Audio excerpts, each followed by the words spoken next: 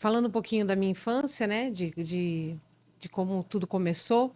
Eu fui nascida num lar disfuncional, né?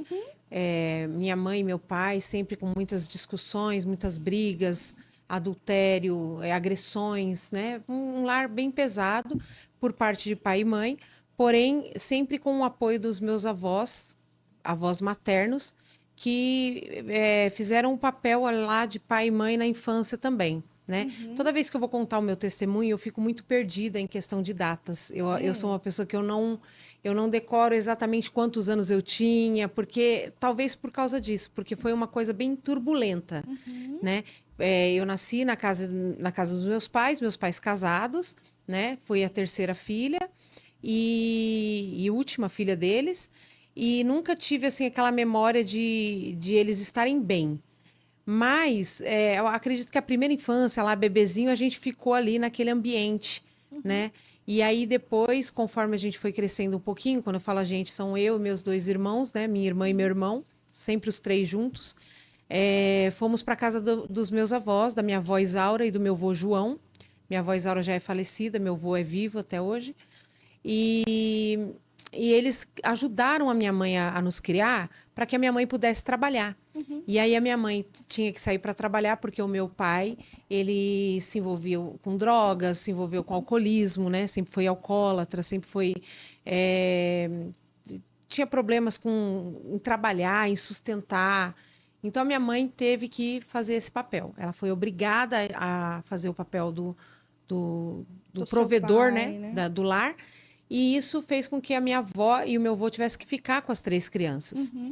E aí, acredito que isso ficou até uns 11 anos, mais ou menos, mas assim, ficava durante a semana com a minha avó, de final de semana ia para casa dos pais. Quando ia para casa dos pais, tinha toda aquela disfunção, toda aquela... Algumas cenas que Virava chocaram, uma que bagunça, traumatizavam. né, na mente. E depois, durante a semana, ia para casa da avó. E na casa da avó, não. Na casa da avó era totalmente o contrário. Era aquele lar onde o avô e a avó eram bem casados, né? Se davam bem. Eram crentes, né? Da Congregação Cristã no Brasil. Né? Aquela igreja do véuzinho, que separa homem de um lado, mulher de outro. E a minha avó levava a gente para a igreja nessa primeira infância. E o meu avô colocava a gente na mesa e falava a respeito de Jesus, e falava a respeito do Apocalipse, e da besta que ia subir do mar, e tudo isso Fazer ia... aquela mistura total. E a gente a gente foi bem marcado por Jesus através dos meus avós. Eu acredito que hoje eu sei, né, que não existe Espírito Santo Kids, né? Muitas igrejas protegem as crianças do mundo espiritual. Mas o meu avô, ele não protegia, não. Ele falava a respeito do Apocalipse, ele falava que Jesus ia voltar e tudo que ia acontecer, que nós hoje estamos vendo se cumprir. Né? Né? Ele mostrava a verdade. Isso, e deixava a gente bem ciente do que era Jesus, de que a gente precisava de Jesus para a salvação da nossa alma. Enfim, nesse contexto da minha avó, a gente tinha um suporte melhor, né? De família, né? De ir para a escola, de alguém que arrumava a gente para ir para a escola, de alguém que cuidava. E aí, com mais ou menos uns 11 anos, eu não lembro exatamente o tempo, mas o meu avô e a minha avó, eles se mudaram para Minas Gerais, para uma cidade do interior de Minas, São Sebastião do Paraíso. E quando eles se mudaram para lá, a minha mãe pediu que a gente ficasse com ela, porque minha mãe não queria também deixar completamente nos cuidados da minha avó, né? Perder contato com a gente. Não era isso. O intuito dela era só alguém que cuidasse para ela trabalhar. Certo. Então, como ela não queria de forma alguma dar a gente para minha avó, né? Abandonar a gente, nunca foi esse o intuito. Minha mãe sempre trabalhou para sustentar a gente na casa da minha avó, né? Pagar escola, sabe? Escola particular, uniforme, material, não faltava nada. Porque ela zelava por isso. E quando a minha avó vai para Minas Gerais, ela pede às crianças, então, já que você vai embora, eu preciso ficar com os meus filhos. Eu entendo que minha mãe fez o que muitas mães fariam, né? Sim. De não querer correto, abandonar, né? de não querer ficar longe. E aí pegou e nós fomos morar com a minha mãe, muito crianças ainda. E sem o pai, nesse tempo, meu pai já saiu de casa, porque eu não tenho uma data onde meu pai se separou da minha mãe. Não existe isso na nossa cabeça. Foi uma coisa muito aos poucos, foi uma coisa muito confusa na nossa cabeça. Foi saindo até o momento que a gente mesmo queria que saísse mesmo, sabe? Dele. Porque é melhor estar longe do que estar perto. E aí, quando demos por gente, a gente já estava morando na casa da mãe, a mãe sozinha, sem o pai. Meu pai já tinha outra família. E minha mãe trabalhando. Então, o que ela fez? Ela foi trabalhar e deixou a gente sozinha em casa.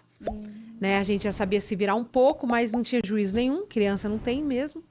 Então, a gente passou um período ali morando com a minha mãe, os 3 pequenos, com 10, 11 anos de idade. Tudo criança. Tudo criança. Então, ali a gente, às vezes, passava fome tendo comida no armário, porque não sabia fazer. Então, assim, eu lembro da gente fazer pipoca para matar fome, fazer brigadeiro para matar fome. Então, foi um período turbulento. Nesse período, a gente já tinha o péssimo exemplo do meu pai, né? Meu pai já é falecido faz um ano, mas eu falaria mesmo que ele estivesse vivo, porque é a nossa história, né? E pelo péssimo exemplo do meu pai, a gente já tinha tido algum contato com, por exemplo, a maconha. Eu já sabia qual é o cheiro da maconha, eu só não sabia o que era. Mas eu lembrava do cheiro, porque meu pai sempre tinha aquele cheiro no carro dele, né? A mesma coisa, bebida alcoólica e tal. Então, a gente tinha esse exemplo para nós seguirmos. E, infelizmente, pelo fato de estarmos sozinhos dentro de casa, a gente foi crescendo, entrando na adolescência, com a minha mãe trabalhando muito e nós sozinhos dentro de casa. O que a gente começou a fazer? Começou a fazer amizades com pessoas que já estavam nesse mundo das drogas, né? Do alcoolismo, esses jovens. Minha mãe sempre tentou colocar a gente para morar em lugares bons, sempre condomínio fechado, com segurança, mas a gente descia do prédio, ia até o lugar onde não tinha. Quer dizer, o lugar onde tinha o que não prestava. Impediu vocês ter acesso. Não impediu. A minha mãe achava que isso iria impedir. Só que a parte espiritual da minha mãe, ela era totalmente vazia. Minha mãe, ela ia em qualquer vento de doutrina, entendeu? Seichonoye, qualquer lugar que falasse assim, aqui eu tem vou... Um Deus, aqui você vai ser abençoada, vai ser próspera, ela ia. Então, a gente ficou afastado da igreja nesse momento. Mas a gente foi marcado a infância por Jesus, por causa da minha avó. Pelos seus avós. Eu me emociono, eu vou chorar muito durante Não tem esse problema porque chorar, porque é muito importante que você entenda o quanto é importante você falar de Jesus para uma criança, né? A gente costuma dizer que o coração da criança é daquele que chegar primeiro. Ele é uma terra fértil. Então, aquele que chegar primeiro vai ganhar espaço. Hoje eu cuido de crianças na minha cidade. Eu tenho algumas crianças que eu evangelizei, que eu ganhei para Jesus e que eu carrego para a igreja há mais de 2 anos, sem os pais. E as crianças servem a Deus porque querem ir para a igreja, me ligam no final de semana. Irmã Kelly, vem me buscar, eu quero ir para a igreja. Tem culto hoje, eu quero ir. Porque eu sei a importância de marcar elas na infância. Pode ser que na adolescência elas se afastem, pode ser que os pais ganhem terreno com as religiões que eles escolheram, pode ser que aconteça coisas terríveis na vida delas, como aconteceu na minha. Mas eu sei que eu estou marcando a vida delas com Jesus, e quando Jesus marca a vida de uma criança, a Bíblia diz, mesmo que ele estiver velho, ele não se desviará dele. Não é do caminho, mas é do ensinamento. Ele pode até se desviar do caminho, mas o ensinamento vai estar lá dentro. E vocês vão entender como o ensinamento estava dentro da minha alma durante todo o processo que eu passei no mundo. E aí eu comecei a usar drogas, comecei a beber, comecei a ir para balada e perdi toda a minha adolescência, minha juventude nesse mundo, né? No mundo do crime. A gente fez amizades em São Paulo, a gente morava em São Paulo, então era um ambiente muito perigoso, lá em Pirituba. Nós fizemos amizades com traficantes, com muitas pessoas perigosas, e aí passamos toda a nossa juventude lá, mas a mão de Deus sempre livrando, né?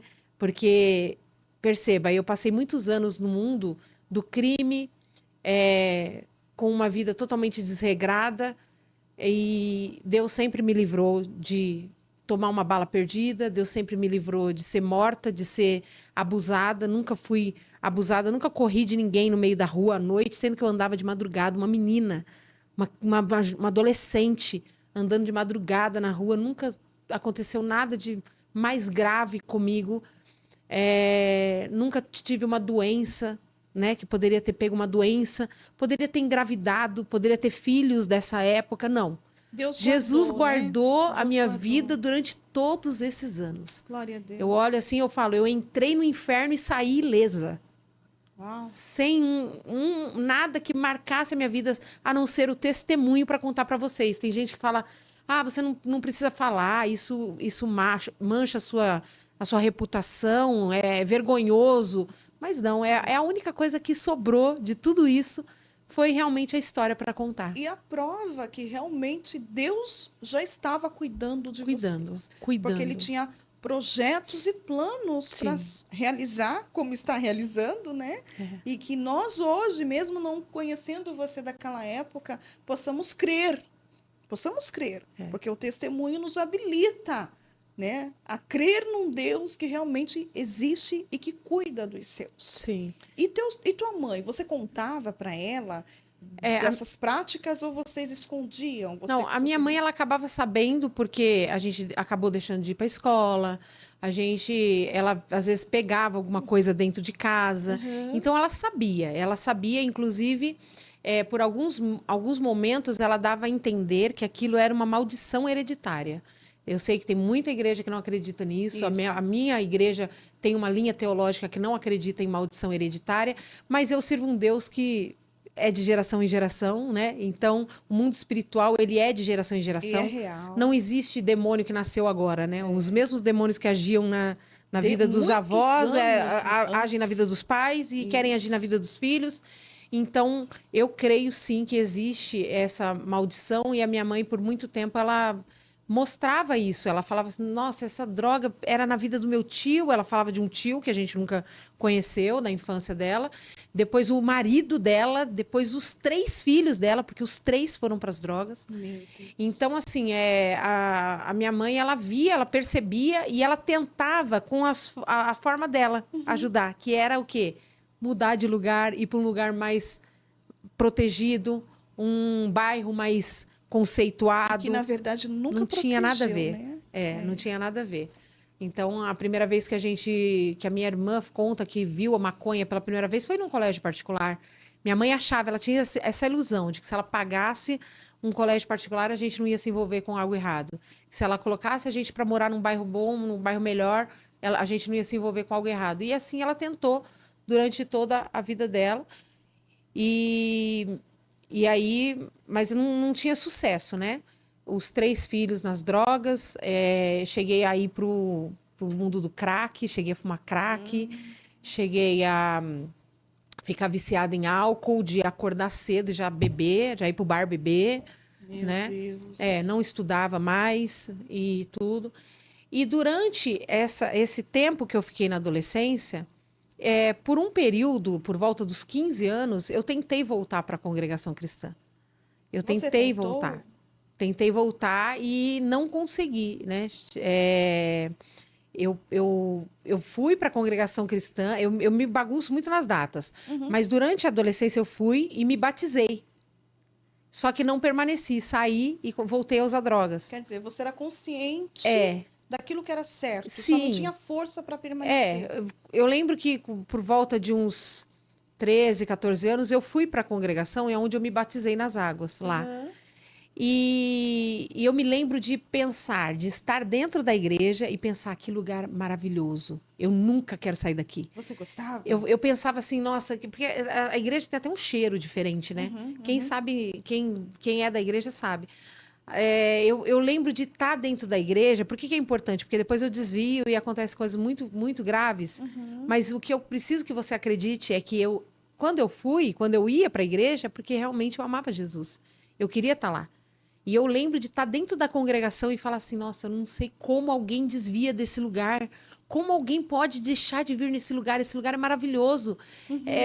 Sentir a presença de Deus lá. Eu não era batizada com o Espírito Santo ainda, mas eu sentia a presença de Deus, chorava no culto. Né, estava lá porque eu queria mesmo. E depois eu desvio de novo, vou para o mundo de novo, volto a usar drogas. E aí eu tento voltar para a congregação e eles não permitem. Né? O cooperador lá da cidade, da onde minha avó morava, em São Sebastião do Paraíso, que eram, assim, eu ia para lá às vezes, ficava um pouco lá, minha mãe mandava para lá, minha mãe mandava para cá, minha mãe tentando ajudar a gente de alguma forma, mudando a gente de lugar, mas não adiantava, né? Mas aonde a gente ia, a gente arrumava as coisas erradas para fazer. E aí eu tento voltar para a congregação, não me permitem, no sentido de, se você quiser voltar, você vai sentar no último banco e você sai do culto antes do culto acabar para ninguém ter que te saudar. Né? Porque Peraí, alguém te orientava? o cooperador, o ancião da congregação. Porque, na verdade, naquele tempo era assim, não sei como é hoje. Eu tenho um vídeo no meu canal, né, com mais de 1 milhão de visualizações, acho que mais de 2 milhões de visualizações, onde eu falo a respeito disso. Que, infelizmente, naquele tempo, a congregação cristã, ela Era mais fechava rígidas. as portas para quem se desviasse e quisesse voltar depois de ser batizado. Eles acreditavam que depois do batismo, se você pecar, você vai ficar disciplinado o resto da vida e talvez, quando você morrer, Deus tenha misericórdia da sua alma. Meu Deus. Mas não unge uma pessoa assim para não ter o risco de perdoar os pecados dela. Nem ungir a pessoa, eles não ungiam naquela época. Hoje eu sei que é diferente. Mudou, eu acredito. Hoje eu sei que é diferente. Muito, mas eu acredito que houve uma mudança. Os irmãos aí. antigos, que ainda estão vivos, como, por exemplo, meu avô tem familiares, eles continuam tentando me converter até hoje. Ah, é? Eles não acreditam que você é convertido? Não, eles ainda continuam com aquele pensamento de que só a congregação cristã tem a salvação. E eu fui criada nesse contexto. Lembra quando eu era criança, que eu fui criada, eu fui marcada por Jesus neste contexto, Ouvindo achando a avó, que só a né? congregação era o caminho para o céu. Então, quando eu andava na rua, por exemplo, a minha avó cutucava. Eu dava paz de Deus para a irmã que estava passando. Ela falava, não, é seitário. É seitário no sentido, é da seita. Seitário, é a Assembleia de Deus. Ah, tá. Eles chamavam a gente de seitários. Que nós somos primos, né, hoje para eles. Mas hoje eu acredito que tem muitos irmãos lá dentro que são diferentes, que pensam diferente disso. Eu tenho muitos seguidores tem muitas pessoas da congregação. boas lá. Mas por que eu gosto de falar?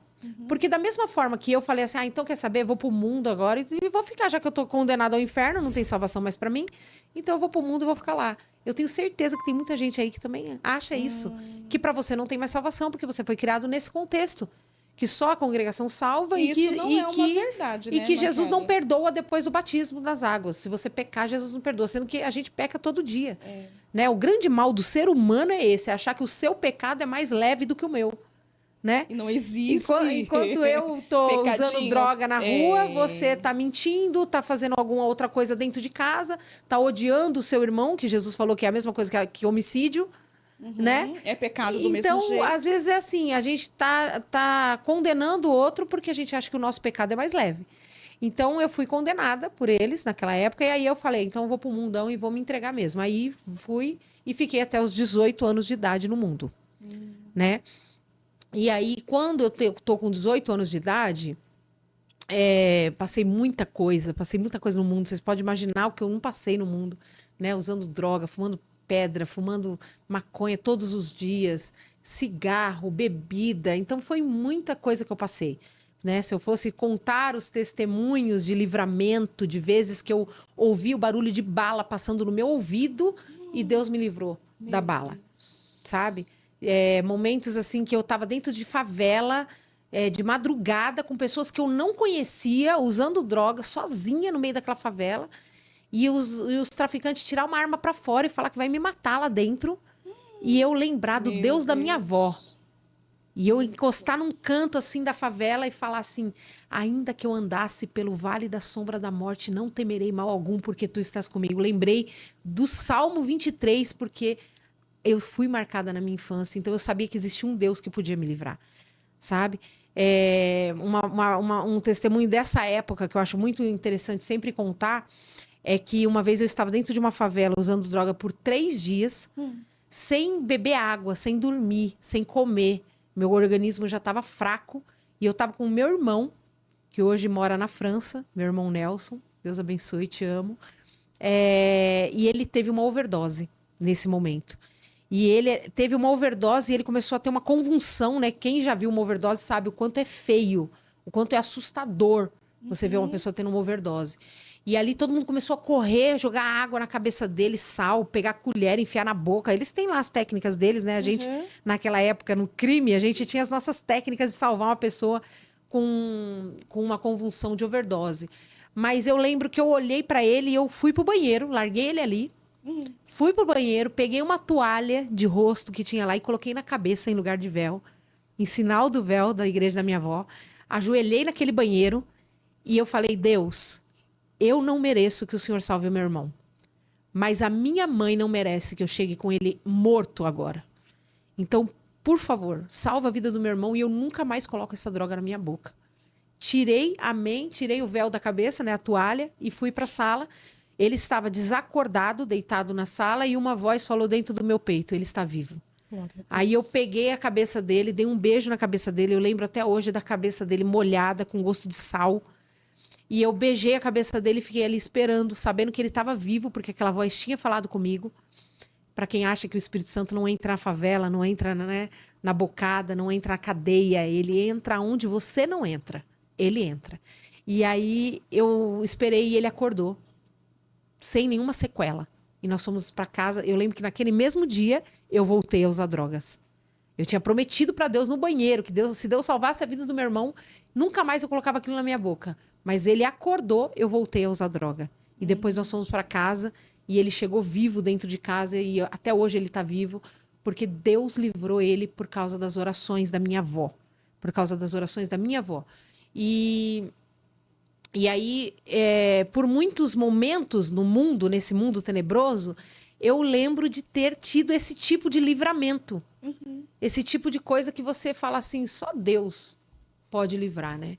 E aí, quando eu estava com os meus 18 anos, eu estava morando em São Sebastião do Paraíso, Minas Gerais, com a minha avó nessa época, e eu comecei a pegar umas drogas em Ribeirão Preto, que é um trajeto de tráfico de drogas, né? Ribeirão Preto, naquela época. E hoje eu tô com 43 anos. Eu estava com 18 anos nesse tempo. E eu peguei drogas em Ribeirão Preto com um traficante e eu não paguei essas drogas. E aí eu comecei a vender essas drogas e usar, e não sei o que eu fiz, só sei que eu não paguei. E aí esses traficantes do Ribeirão Preto, eles me juraram de morte. E esses meus amigos do mundo que moravam em São Sebastião do Paraíso, Minas Gerais, inclusive essa cidade é a mesma cidade do pastor Antônio Júnior, né, que é um pastor muito grande na internet, ele tem famoso, né? mais de 10 milhões de seguidores aqui na internet, ele faz orações. Acho que todo mundo aí todo mundo conhece, né, Antônio Júnior. Ele não sabe nem que eu existo, mas provavelmente a gente usou droga junto. É mesmo? Porque esses dias eu estava ouvindo o testemunho dele e ele era de São Sebastião do Paraíso também, Minas Gerais, e também era desse mundo das drogas. E ele tem mais ou menos a mesma idade que eu. Então, como a cidade era muito pequena, provavelmente a gente usou droga junto. Tomara que alguém envie esse podcast pro nosso irmão lá. Envia para ele, porque... marquem, por favor, eu como é o acho, nome dele? O pastor Antônio Júnior. Antônio Júnior. Eu acho que ele tinha um apelido na época, eu até imagino quem ele seja, na época, né? Mas eu não sei se é realmente ele, né? Mas, enfim, nessa época, esses amigos, que inclusive eu acredito que esse pastor estava no meio, eles começaram a falar para mim assim, olha, você vai morrer, porque o pessoal do Ribeirão Preto, né? Não vou falar o nome do lugar. Apesar de que provavelmente ou se converteram ou morreram, né? Porque nessa vida você não chega nos 40 anos, né? Então, assim, da minha época não existe mais ninguém, só se converteu. Aí tá vivo.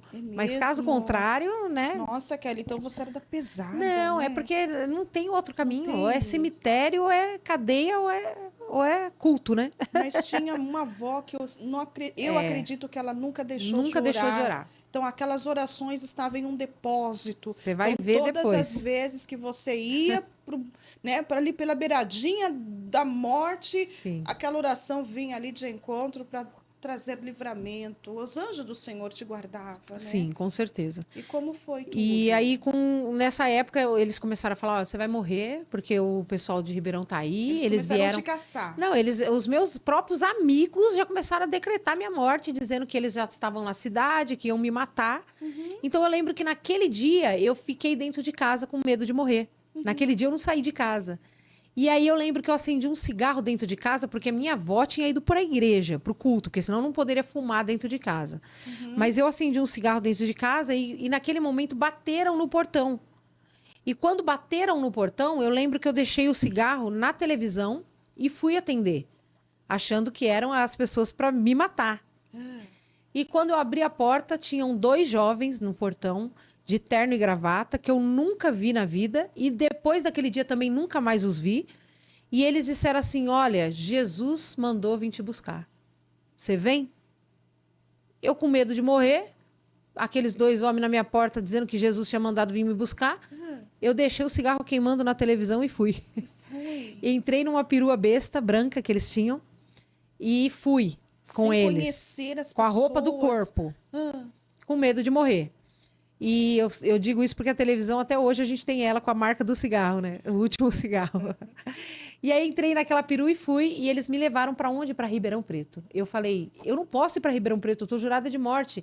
Eles falaram, fica tranquila, você tá com a gente, ninguém vai tocar em você. E aí eles me levaram para uma casa de recuperação. Quando eles chegaram na casa de recuperação, eles disseram assim, olha, a gente não pode receber ela agora, que já era de noite, a gente só recebe amanhã de manhã. Então, eles me levaram para uma casa de uma família, da igreja deles, provavelmente, e falaram assim, olha, a gente está com uma jovem aqui, vocês não podem ficar com ela essa noite, ela dorme aí na casa de vocês, amanhã a gente vem buscar para levar para casa de recuperação. E aquela família abriu a porta e deixou eu entrar e dormir na casa deles. Hoje eu fico pensando, será que se alguém chegar na minha porta, alguém da minha igreja, chegar na minha porta e falar, olha, eu tenho uma pessoa aqui, uma viciada, uma drogada, uma criminosa, Uma procurada. Né? será que você quer ficar com ela aí dormindo na sua casa? É um pouco difícil. Eu acho que muitos de nós, crentes, não iríamos abrir a porta.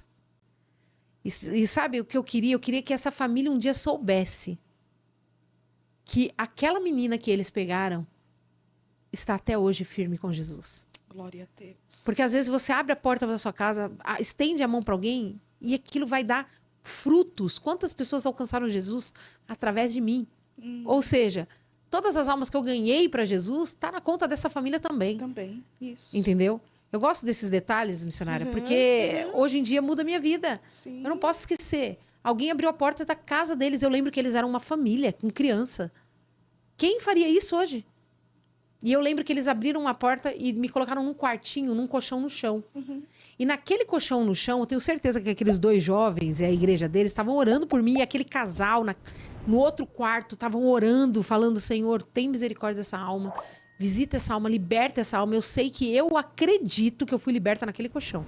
Glória Por a quê? Deus. Porque eu senti um vazio, uma dor no meu peito, como se tivesse arrancado alguma coisa de dentro de mim.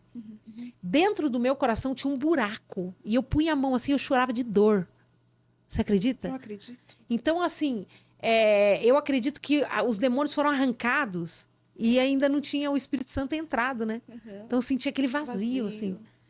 E por que eu acredito que a minha libertação foi naquele momento? Porque no outro dia eu lembro que eles acordaram, me deram café da manhã junto com a família, assim, sabe? E vieram me buscar, aqueles 2 jovens, e me levaram para casa de recuperação. E quando eu entrei na casa de recuperação, eu li assim na parede e estava escrito: e conhecereis a verdade e a verdade vos libertará. E tinha uma outra parede dizendo assim: se pois o Filho vos libertar, verdadeiramente sereis livre. E aí naquele momento veio uma obreira da casa de recuperação me receber que não tinha nenhum dente na boca. Todos os dentes dela tinham sido corroídos pelo crack. Meu Deus. Ela sorriu para mim só com a gengiva e disse para mim: Deus tem uma obra na tua vida e você não morreu até hoje por causa da oração de uma mulher preta que tem orado por você. A minha avó, ela é preta, pretinha, bem negra. E olhando para mim, ela não ia saber disso. Quem que olhando para mim ia saber que minha avó, mãe da minha mãe, era uma mulher negra? Ela não saberia disso. Naquele dia eu vi que era Deus falando comigo. Porque ela falou: tem uma mulher preta de joelhos por você e por isso você não morreu até hoje. E Deus está te dando hoje o dom de louvor. E começou a fazer promessas na minha vida que se cumprem até hoje. E naquele momento eu fui liberta. Eu nunca mais senti vontade de usar droga, eu nunca mais senti vontade de fumar cigarro. Instantâneo, Kelly. Instantâneo. Dentro da casa de recuperação eu fui, depois trabalhei como obreira, fiquei lá durante 6 meses. E a gente expulsava demônio todo dia. todo dia a gente fazia o pente fino. Vai, faz uma fila aí, indiana, um por um. E era demônio, assim... Missionária, a gente expulsava demônio dentro de um escritório pequenininho, com uma estante cheia de bibelô, e o demônio não quebrava nada. De tamanha autoridade que a gente tinha naquele momento espiritual. Porque era jejum. Chegava de manhã assim, cadê o café? Não tem, hoje é jejum. Você estava dormindo, a obreira te acordava, levanta, oração de madrugada. A jejuar e orar. Era Jesus de manhã, de tarde, de noite e de madrugada. Libertação mesmo. Hoje em dia eu frequento algumas casas de recuperações. Sim. Gosto muito de pegar gente que quer ser liberta e pôr lá dentro. Isso. Tenho um amor por isso. Amo ir lá pregar para aquelas vidas que estão lá, passando pelo processo que eu passei. Só que a gente vai em lugares que a gente fala assim, nossa, tá muito light. Com televisão. Imagina, fiquei 6 meses sem assistir televisão. Era só lendo Bíblia, orando e jejuando, entendeu? Então a gente orava e expulsava demônio todo dia. Só que eu nunca tinha manifestado um demônio lá dentro. A gente até brincava. A Kelly não foi liberta, não, gente. A Kelly até hoje, desde que ela entrou aqui dentro, ela nunca manifestou demônio. Eu falava, então ora que você vai expulsar. Mas eu fui batizada com o Espírito Santo em 1 mês que eu estava lá dentro. E principalmente pelo fato de que eles eram da Assembleia de Deus. Então, quando eu entrei lá dentro, eu entrei para não morrer, para fugir da morte. Mas senti aquele prazer de novo de estar perto de Jesus. Aquele prazer da infância, da adolescência, voltou e eu falei, uau, é isso que eu quero. Mas quando eu vi que eu estava indo na Assembleia de Deus, uma coisinha lá no fundo dizia, agora você é seitário. Agora que você não vai para o céu mesmo, porque você está indo na igreja dos seitários. Você entende? Porque é o que eu falei, é coisa da infância. Prega na mente da gente, é difícil sair. E desconstruir algo que já está construído é muito difícil. Muito. Então eu ficava com aquele negócio, eu não tenho perdão. Na verdade, eu estou aqui me enganando. Eu vou para o inferno do mesmo jeito. Porque eu já batizei, eu já pequei depois do batismo. E tal. Então, Jesus veio com a carta na manga, né? O batismo com o Espírito Santo. Já que é batismo o seu problema, então toma para você. Eu te batizo de novo. Glória a Deus. Né? Você foi batizado com água, com fogo ainda não. E aí eu recebi o batismo com o Espírito Santo com 1 mês que eu estava lá dentro. Mesmo, né? E aí eu percebi que Deus estava na Assembleia de Deus. Aí eu percebi, eu saí de lá convicta de que eu queria ficar na Assembleia de Deus, que eu queria aquela liturgia de culto, que eu queria cantar nas irmãs, né, quando casasse, que eu queria cantar nos jovens, que eu queria cantar aí nos avulsos, no púlpito. Não precisou ninguém vir falar para você. Não. O próprio Espírito Santo começou a trabalhar no teu coração. Sim. Que você não tinha, assim, esse pecado imperdoável, como alguém tinha dito, Sim. que você já estava condenada ao inferno, que não tinha perdão dos seus pecados. Porque existe um pecado que não tem perdão, né? Irmã Kelly, a senhora falou de um pecado que não tem perdão, que é a blasfêmia contra o Espírito Santo. Sim. Esse não tem perdão. A senhora consegue provar para mim, biblicamente? Provar para mim não, que eu sei também. Mas para alguém que vai nos ouvir... Vamos explanar um pouquinho, né? Que pode falar assim, abrir aí um parênteses e falar, mas com base em aonde ela pode falar que isso não tem perdão? Com base no texto que fica em Mateus, né? Capítulo 12, Jesus, ele fala no verso 31, portanto eu vos digo, todo o pecado e blasfêmia se perdoará aos homens, mas a blasfêmia contra o Espírito Santo, essa não será perdoada. Então, Jesus, ele fala que até a blasfêmia contra o homem será perdoada, contra outras entidades serão perdoadas, mas a blasfêmia é contra o Espírito Santo, né? E tem muita gente que não entende esse pecado de blasfêmia, né? E nesse contexto, Jesus, ele era chamado de Satanás. Ele estava curando você aí na sua casa. Pega aí Mateus capítulo 12, lê o capítulo inteiro, você vai ver que Jesus estava curando, fazendo sinais, prodígios e maravilhas, e aqueles que estavam em volta dele, os fariseus, eles diziam que ele fazia isso pelo espírito de Beelzebul, pelo espírito de Satanás. Então eles estavam julgando, porque quando Jesus curava, ele curava pelo Espírito Santo. Sim. Né? A gente hoje quer viver sem o Espírito Santo, mas Jesus não ousou viver sem o Espírito Santo. Não dá. Jesus curava pelo Espírito Santo. Então, o que eles estavam falando? Eles não estavam falando contra Jesus, eles estavam falando contra o Espírito que estava agindo através de Jesus. Isso. Eles estavam colocando à prova o Espírito que estava usando Jesus. Eles falavam, é o Espírito do diabo. Aí Jesus fala, opa, cuidado com o que vocês estão fazendo. Vocês estão dando ao Espírito Santo de Deus esse nome. Vocês estão julgando ele como se ele fosse do diabo. Agora eu te pergunto, missionária Zilda, quantas vezes a gente olha alguma coisa na internet, principalmente, que agora a gente tem os nossos cultos online na internet, tá todo mundo vendo o que acontece dentro de uma igreja pentecostal, e quantas vezes os próprios crentes olham alguma coisa que o Espírito Santo está fazendo e fala, e digita lá, isso é diabo, isso é demônio, sabe? Pode até ser, irmão, mas não fale. Isso. Se você não tem certeza, cuidado. Cuidado, porque aí Jesus começa a explicar para eles, olha, o reino não se divide. Se eu tivesse expulsando o diabo pelo diabo, o reino estaria sido dividido. E o reino dividido não subsistirá. E aí ele fala sobre a blasfêmia contra o Espírito Santo. Então, é muito sério. É muito sério isso. Muito sério. Apesar de ser um pecado que não tem perdão, e a gente imagina que é um pecado extremamente difícil de cometer, porque, se não tem perdão, deve ser difícil de cometer. Não é difícil, não, irmão. Um julgamento. É só você olhar para o Espírito Santo e falar que ele é o diabo. Um julgamento. Entendeu? Então, eu não falo. Eu pode parecer o diabo. Pode a minha mente não entender. Mas eu não vou falar. É como uma profecia não também, né, Miss? Que alguém pode estar recebendo. Exatamente. Alguém está ouvindo, recebendo a profecia. Julgue o profeta, né? Mas não a profecia. Então, porque podemos correr o risco de pecarmos contra esse Espírito Santo. Contra Deus. Contra o próprio Deus. Sim. E para não pecarmos, então, peça que Deus tenha misericórdia de quem está usando de engano, usando o nome de Deus em falso momento. Não podemos julgar se não tem certeza. A menos que você tenha um dom chamado discernimento de espírito. E aí você tem que ser uma pessoa de oração, de jejum, que conhece muito bem a voz de Deus. Porque eu demorei muitos anos para entender o que é a voz de Deus, o que é a voz da minha alma e o que é a voz do diabo. Porque quem tem o dom de discernimento não tem medo. E não tem errar. medo. Vai falar, peraí. Você vai repreender, ele vai cair. Isso. Ele vai cair. Isso mesmo. Mas é preciso ter. Eu recebi É preciso ter. Dentro da casa de recuperação, eu fluí nesse dom de discernimento de espíritos, porque toda vez que uma menina, uma interna, era batizada com o Espírito Santo, a gente fazia o teste. Como funcionava a gente colocava... inclusive, esse teste aconteceu comigo também, quando eu fui batizada. Era de praxe. Todo mundo que foi batizado com o Espírito Santo, no momento que recebia o batismo, chegava nos obreiros e falava, olha, eu recebi o batismo. Então a gente vai pôr você aqui no meio e a gente vai orar, a gente fazia uma roda com os obreiros, com todas as meninas, mais de 20 meninas, e orava até a pessoa falar em línguas. Quando a pessoa falava em línguas, a gente ouvindo ela falar em línguas, a gente tinha o discernimento. E por uma vez, uma menina falou em línguas e não era o Espírito Santo.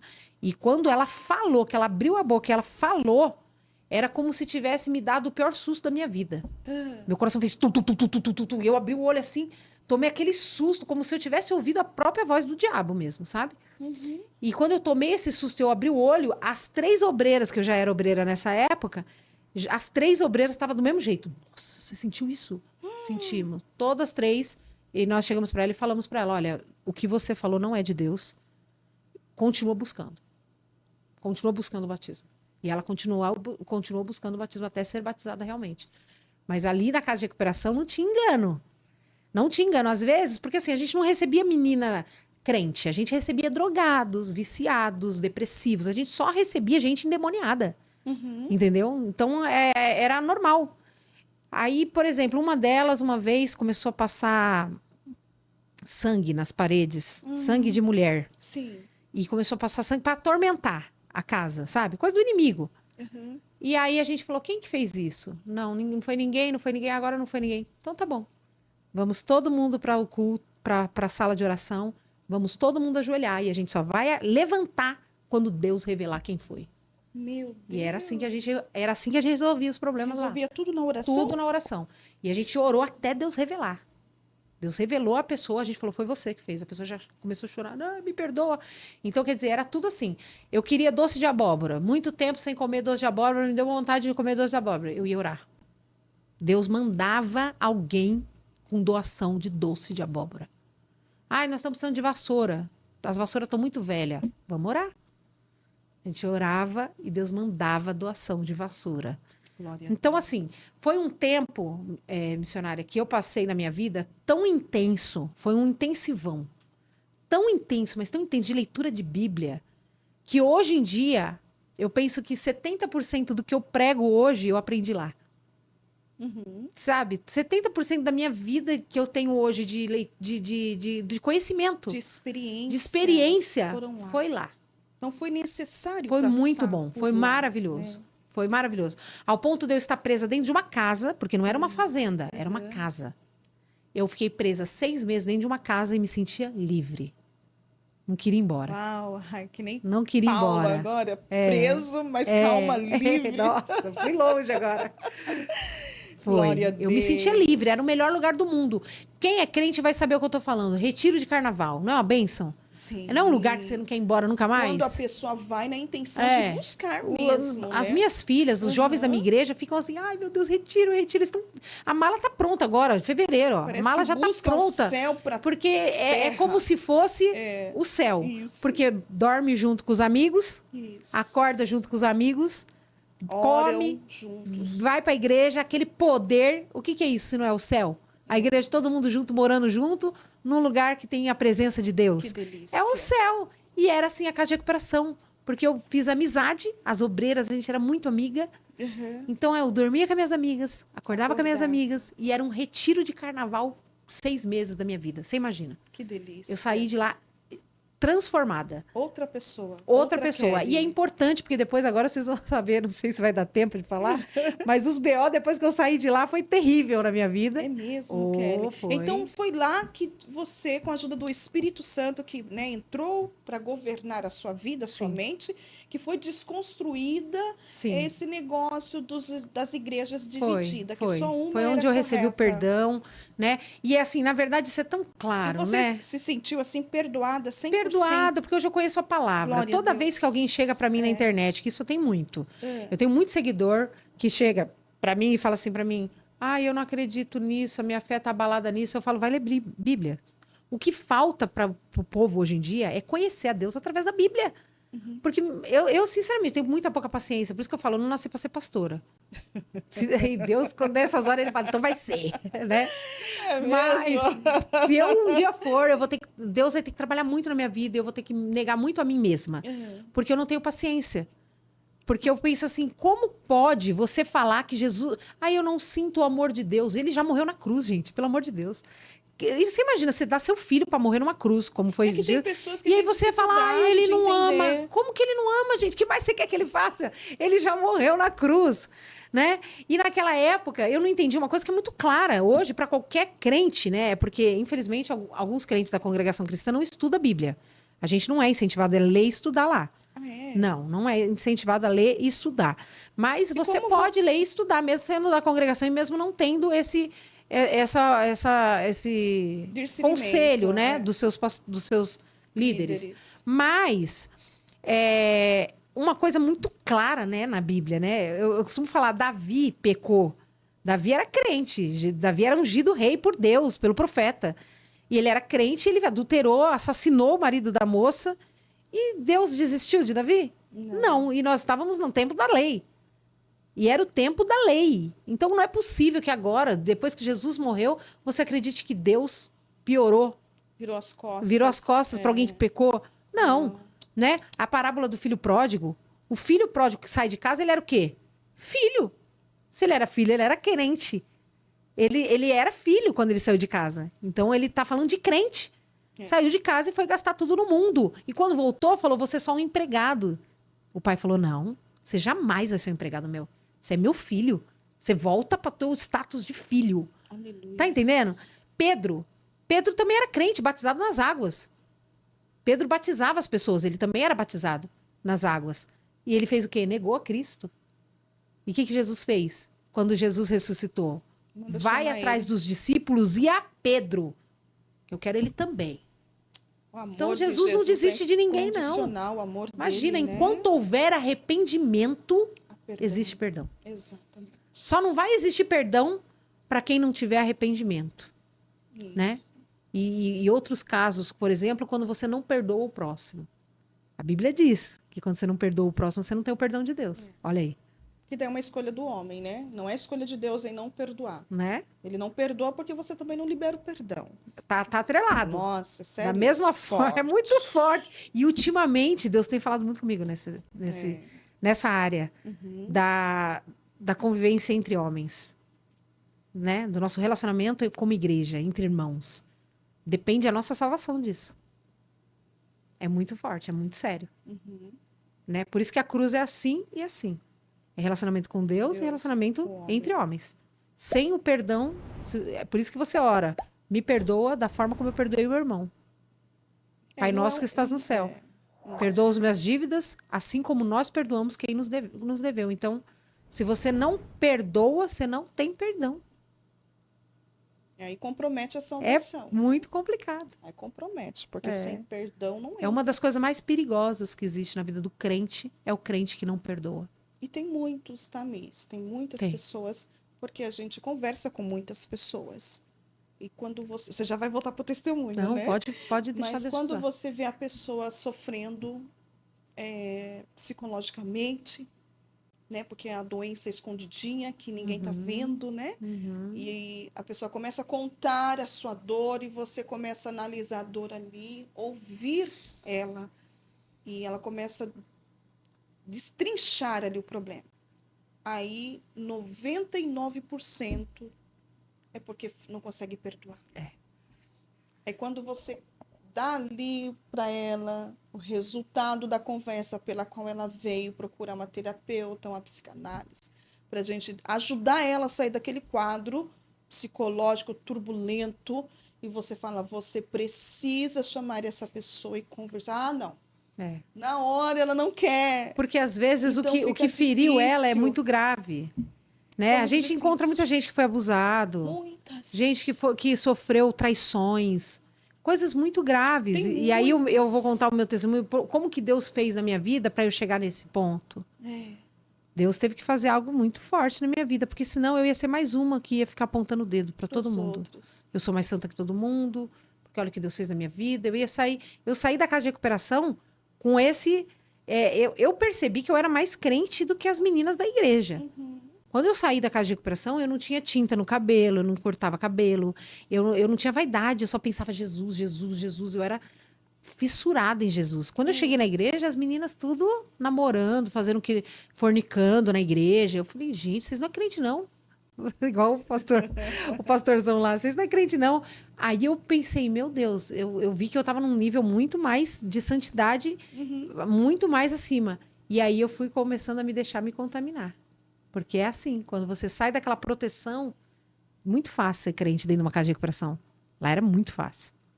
Era muito bom, porque você queria comer, mas não tinha. Era jejum, era obrigado. Agora, na sua casa, com a comida lá, sem ninguém tirar do prato, você tinha que jejuar porque você sabe que precisa. E eu não ia ter eu não tinha essa força de fazer sozinha, né? Eu tinha 19 anos agora. E eu saio da casa de recuperação no intuito de casar. Eu falei assim, porque a dona da casa de recuperação me chamou e falou, você quer ficar ou quer ir embora? Você pode ficar como obreira ou ir embora. Eu falei, não, eu quero ir embora porque eu quero casar. Você vê que Deus, ele já imediatamente, quando ele resgata a sua vida, quando ele transforma a sua vida, você já tem vontade de construir família, né? É automático. Uma menina que nunca tinha lavado uma louça, que nunca tinha feito um arroz na vida, não tinha responsabilidade de nada, já saiu com vontade de casar. E aí já fui procurar uma igreja para ficar. E aí entrei em uma igreja, não fui bem recebida, o pastor falou, vai frequentando aí. Eu falei, não vou ficar aqui não. Aí fui para outra, e quando eu entrei na igreja Assembleia de Deus Ministério Paulistana, em São Paulo, na Lapa, eu entrei e me senti bem. E aí lá eu fiquei, e lá estava meu esposo, um jovem crente que nunca tinha saído da igreja, né, nascido e criado na igreja, uma joia preciosa, assim, que estava lá, e eu olhei para ele e falei, é esse. E já me apaixonei para ele na hora. Que já seria ele, Já. seu esposo? Já me apaixonei, não teve nada de espiritual, assim, não fui orar, perguntar para Deus, nada disso. Fui porque eu olhei, gostei, e Deus aprovou. Deus, eu falei, é de Deus, vamos lá. E aí E nem que comecei se a não namorar, fosse, comecei a passou a namorar, ser. e em um ano a gente casou. Rápido, Em né? um ano a gente casou. Eu conheci ele em janeiro, em dezembro do mesmo ano a gente casou. E eu tinha vindo do mundo, né? Não tinha nenhuma instrução, na verdade. Porque o que aconteceu? Na casa de recuperação era muita libertação, muito espiritual. O meu lado espiritual estava ótimo. Mas a minha parte de instrução, Não como se tinha. portar no namoro, como se portar na igreja, essas coisas a gente não aprendeu lá, não. Então, assim, eu fui para a igreja, eu beijava ele na frente da igreja, as irmãs ficavam toda horrorizada, as mães falavam, se você andar com ela, eu te dou uma surra. Porque eu subi no púlpito, a primeira coisa que eu fiz é subir no púlpito da igreja e contar meu testemunho, feliz da vida. Eu era drogada, eu era isso, eu era aquilo, eu era criminosa. E os pais da igreja, se você mundo andar assustou. com ela, eu mato você. Você não anda com essa menina, pelo amor de Deus. Todo mundo assustou, inclusive minha sogra, né? Quando meu marido começou a namorar comigo, todo mundo foi contra. Porque imagina o medo dela. Meu Deus, essa menina acabou de se converter, tá no primeiro amor. Imagina se depois volta pro mundo, né? Então, hoje eu entendo. Hoje eu entendo que era bem difícil mesmo, né? Quando chega alguém na igreja que é recém-convertido, a gente fica com o pezinho atrás, né? Porque não sabe se de verdade a pessoa está liberta. Não sabe se ela vai Mas aí permanecer, se ficaram não todos vai. surpresos, né? Ficaram Porque todo mundo assim meio com o pé atrás comigo na igreja. E meu esposo aceitou o desafio. Ele acreditou que ia dar certo. Mas olha, muita coisa aconteceu depois.